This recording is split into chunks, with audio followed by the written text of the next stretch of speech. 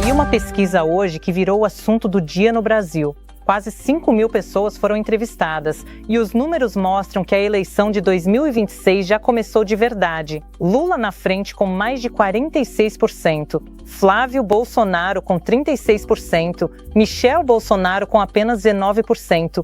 E tem um cenário hipotético aqui que vai te deixar de queixo caído, porque ele mostra o quanto o Brasil ainda está dividido. Fica até o final, porque eu vou destrinchar cada número dessa pesquisa, o que eles significam de verdade e quem tem real chance de chegar ao Palácio do Planalto em outubro de 2026. A pesquisa que a gente vai analisar hoje foi feita pela Atlas Intel, em parceria com a Bloomberg, 2 nomes de peso no mundo das pesquisas e do jornalismo econômico global. Foram 4.999 pessoas entrevistadas por formulário eletrônico entre os dias 26 e 30 de junho de 2026. A margem de erro é de apenas 1 ponto percentual para mais ou para menos. Isso é uma margem muito pequena, significa que os números são bem confiáveis. Foram testados 5 cenários diferentes de primeiro turno e 8 de segundo turno. E é nos detalhes desses cenários que mora a informação mais importante, que eu vou te mostrar agora. Vamos começar pelo cenário principal.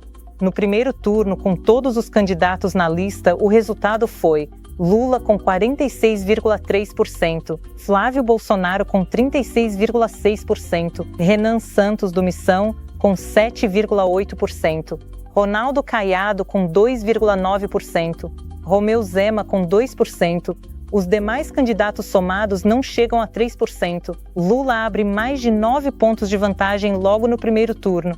Isso é muito, mas não é suficiente para ganhar no primeiro turno. Precisa de mais de 50%. Então essa eleição vai para o segundo turno. E aí o jogo muda. No segundo turno, entre Lula e Flávio, a pesquisa mostra Lula com 48,8%, Flávio Bolsonaro com 42,3%, brancos, nulos, indecisos, 8,9%. A vantagem cai de 9 para 6 pontos. Isso acontece porque no segundo turno, o eleitor de direita que votou em Caiado, Zema e Renan Santos vai migrar para Flávio. E parte dos indecisos do centro também. Essa é a lógica do voto útil, e ela vai definir essa eleição. Agora vem um número que eu preciso destacar, porque muita gente não esperava isso. O PL testou Michel Bolsonaro como candidata, e o resultado, Lula com 47,1%, Michele com 19,3%, Zema com 8,6%, Renan Santos com 8,1%, Caiado com 8,1%, 19%.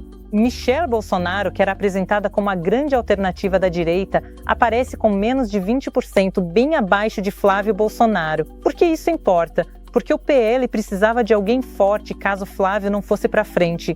E os dados mostram que Michel não entusiasma o eleitor de direita da mesma forma que o sobrenome Bolsonaro entusiasmava quando era o próprio Jair. Agora, e isso é crucial, isso pode mudar muito até outubro de 2026. Pesquisa é fotografia do momento, não previsão do futuro. Mas e se Lula não puder concorrer? Por saúde, por decisão judicial, qualquer motivo. O PT tem um plano B, a pesquisa testou Fernando Haddad no lugar de Lula. E o resultado surpreende. Haddad com 39,7%, Flávio Bolsonaro com 36,7%, Renan Santos com 9,8%. Só 3 pontos de diferença no primeiro turno. E no segundo turno, Haddad vence Flávio com 46,4% contra 42,8%. Uma margem de apenas 3,6 pontos. Isso significa que o PT sem Lula ainda vence, mas por muito pouco. A força do PT hoje é Lula pessoalmente. A sigla sozinha não carrega o mesmo peso. A pesquisa também testou Geraldo Alckmin contra Flávio no segundo turno, 47,4% a 41,7%. Alckmin, que é o vice de Lula, teria desempenho melhor que Haddad contra Flávio. Um dado interessante que os estrategistas do PT certamente já estão analisando. Agora vem o número que eu falei no começo, o que vai te deixar de queixo caído. A pesquisa testou um cenário hipotético, e se fosse 2022 de novo? Os mesmos candidatos de 2022. O resultado, Lula com 44,4%, Jair Bolsonaro com 41,4%. Jair Bolsonaro, que está inelegível até 2030, condenado pelo TSE por abuso de poder político, ainda aparece com 41% das intenções de voto contra Lula. E isso é 3 pontos a menos do que ele teve em 2022, quando perdeu com 49,1% contra 50,9% de Lula. A diferença é mínima, isso tem um nome: o bolsonarismo não morreu, ele está esperando.